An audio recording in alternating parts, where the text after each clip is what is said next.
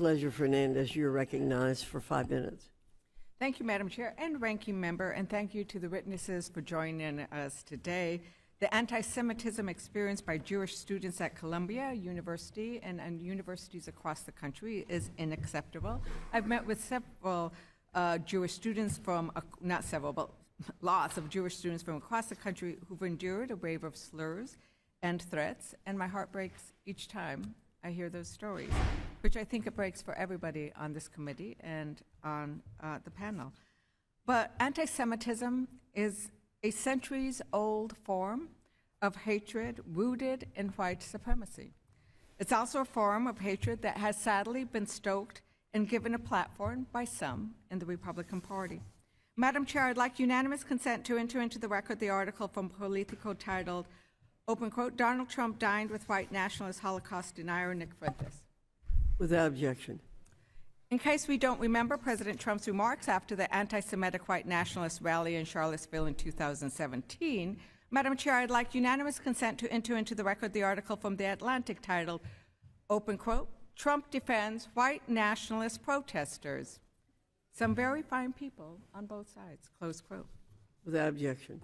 This committee has held 3 hearings on anti-Semitism on college campuses, but not one of these hearings has considered a bill to actually address the scourge of anti-Semitism.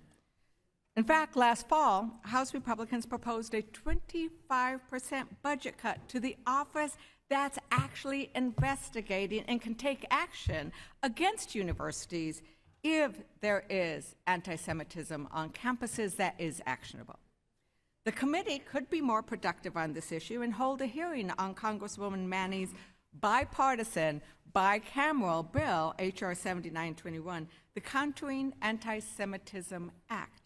The bill would designate a senior official at the Department of Education to counter anti-Semitism on college campuses, among other solutions, provide data, get us the information we need so we can actually take action, because we must do more than complain.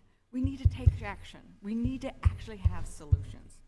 Dr. Scheiser, as co-chair of Columbia's Task Force on Anti-Semitism, would you support the kind of legislation that gives us more data and a mechanism to fight anti-Semitism?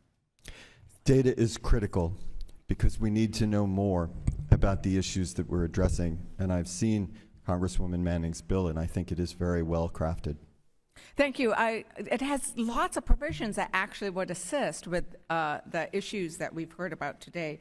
I'd also point out that anti-Semitism isn't the only form of hatred rising in our schools.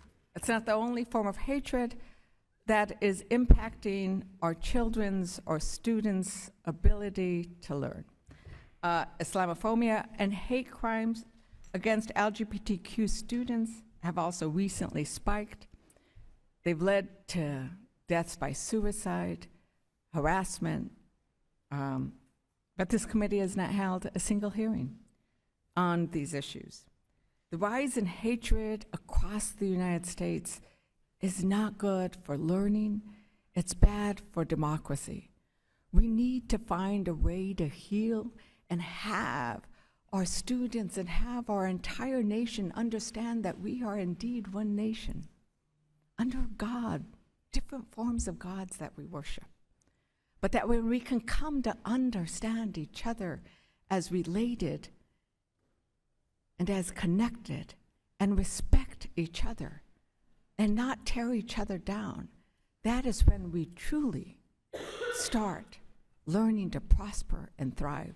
And I look forward to working on the kinds of solutions that get us to this point. I hope this committee can be part of the solutions. And with that, Madam Chair, I yield back.